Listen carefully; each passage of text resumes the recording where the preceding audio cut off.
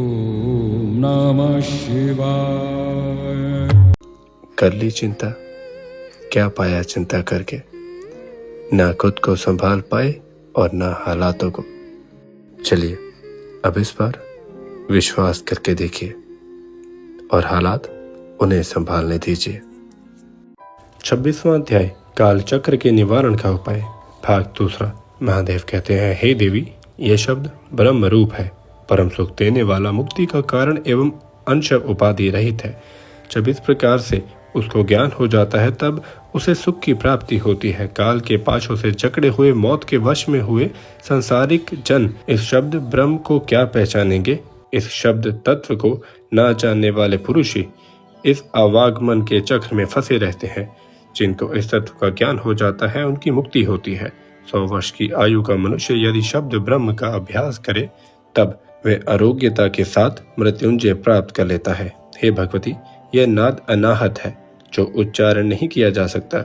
उसका ध्यान तो यत्न पूर्वक कल्याण रूप बुद्धि से योगी जन करते हैं।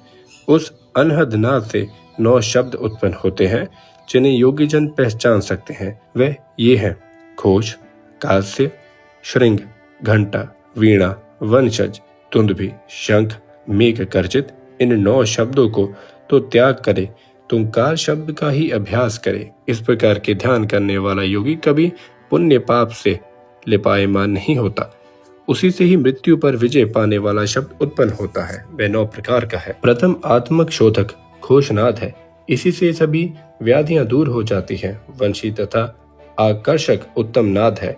दूसरा कांस्य है, इसी के द्वारा प्राणियों की गति रुका करती है और यही विषभूत ग्रह आदि को बांधने वाला है। तीसरा श्रृंग है, यह तो शत्रुओं को मारने, मोहन, उच्चाटन आदि व्यभिचारिका करने वाला है। चौथा घंटा है, उसको शिव कहा जाता है, यह तो देवगणों को भी आकर्षित कर लेता है। पांचवा वीणानाद है, इसे ही योगीजन सदा सुना करते हैं। छठा वंशज है, इसके ध्यान करता योगियों को सभी तत्व प्राप्त हो जाते हैं। सातवां धुंध भी है, इससे चरा मृत्यु निवृत्त हो जाते हैं। हे कल्याणी, 8वां शंखनाद है, इससे योगी अपनी इच्छा अनुसार रूप पा सकता है।